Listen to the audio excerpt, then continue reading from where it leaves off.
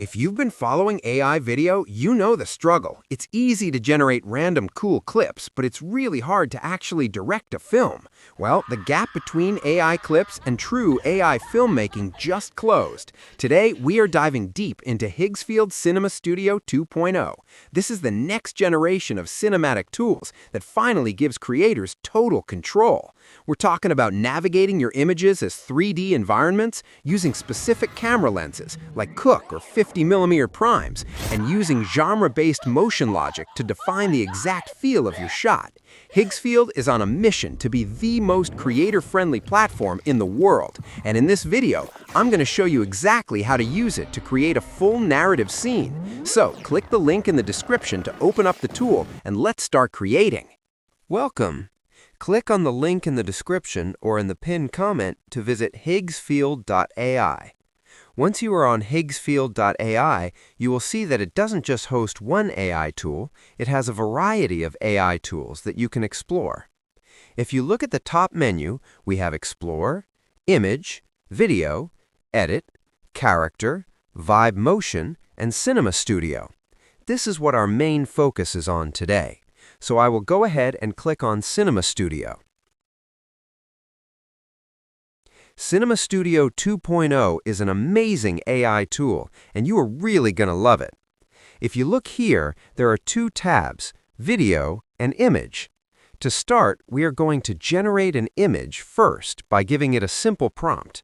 Then we will turn those images into amazing AI videos.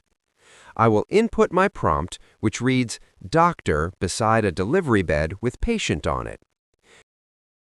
You can batch create this so that the AI will generate up to 4 images for you to select from. Of course, you can always select an aspect ratio. They have 1:1 and many others, but normally I prefer going for 16:9 cinematic.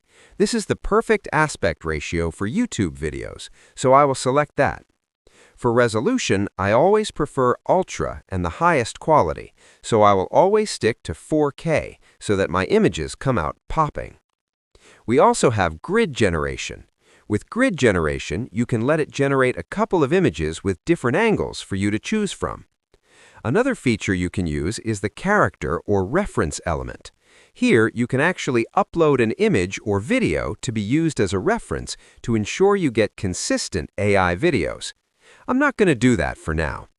One fascinating thing about this particular AI tool is its ability to select cameras, lenses, focal lengths, and even aperture. That is really insane. If you check here, it has a variety of cameras that you can actually select from. So let me select this one, Premium Large Format. I can also select the lens that will be used to take this particular image. Let me stick with this one. For the focal length, let me go for 50mm, and for the aperture, I will leave it on f4. Now I will hit Generate, and the image will start generating. Let's give it a moment and see what we get. The images are done generating, and we actually got 4 different varieties. Let's say I like this one. Another amazing thing is that you can create a 3D scene out of this. So let's create a 3D scene and see what we can do with it. While we are waiting for that, there is another tool. You can also use this particular image as a reference to generate a whole lot of new scenes. You can actually animate it right away as a start frame or end frame. Another amazing feature is this tool here called What's Next. This will generate a full-blown storyline around it. So let's go ahead and create that as well. There is also Multi-Shot. This will generate multiple shots from this particular image. I will go ahead and click on that as well. All of them are generating right here. Let's give it a moment and see the results. This is actually full-blown AI filmmaking. They also have a tool called InPaint, where I can actually edit this particular image just by drawing on a certain place and giving a simple prompt.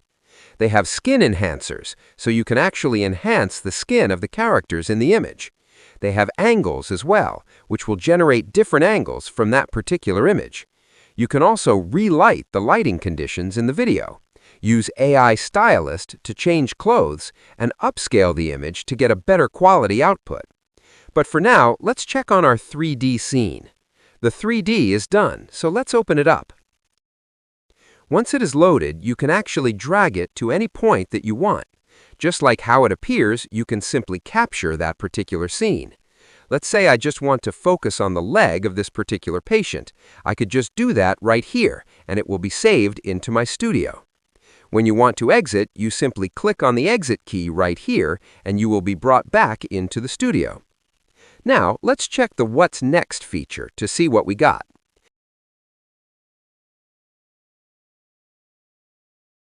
As you can see, this has actually generated a whole storyline around it, starting from where the lady has given birth to where the family members actually visited.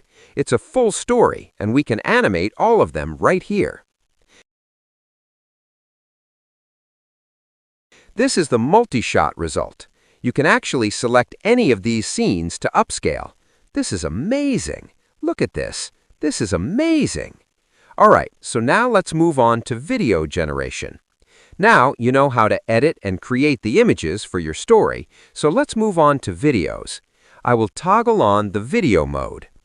Here is where the magic happens. You can add your character by uploading or adding character and props. You can add images, just like we did in the image field. You can actually add a reference image so that you have a consistent video throughout. We have single shot, multi-shot auto, and multi-shot manual. The manual shot gives you the chance to generate scenes individually, adding your characters and props. However, I prefer to use auto so that everything will be much easier for me. You can select the aspect ratio as well. Of course, I will leave it on 16:9. You can also select your resolution. 1080p is the maximum right here. You can also select the genre that you want to create, whether it be general, action, suspense, or western. I think I will leave it on general. If you look here, there is an amazing feature you can explore, camera movement. This controls how the camera will move. You can make it static, handheld, zoom in, zoom out, follow camera, and more. It has a lot of options, but I will leave it on auto for the AI to decide which camera movement is best. You can also toggle off audio, though it is toggled on by default, and I recommend you leave it on. Just like with image generation, you can batch generate a whole lot of videos with a single prompt. So I will input my prompt right here, and I will add a start frame from my generations. I have added my start frame right here. Next, you can add a speed ramp. You can leave it on auto, impact, speed up, or slow motion. Slow motion is perfect for cinematic scenes. You can also choose linear or custom to align it how you want, but I'm going to leave it on auto. For the duration, you can select from 5 seconds up to 12 seconds, which is massive. For this purpose, I will leave it on 8 seconds. When everything looks nice, I will simply click on Generate, and our video will start generating. The video is done generating. Let's check it out.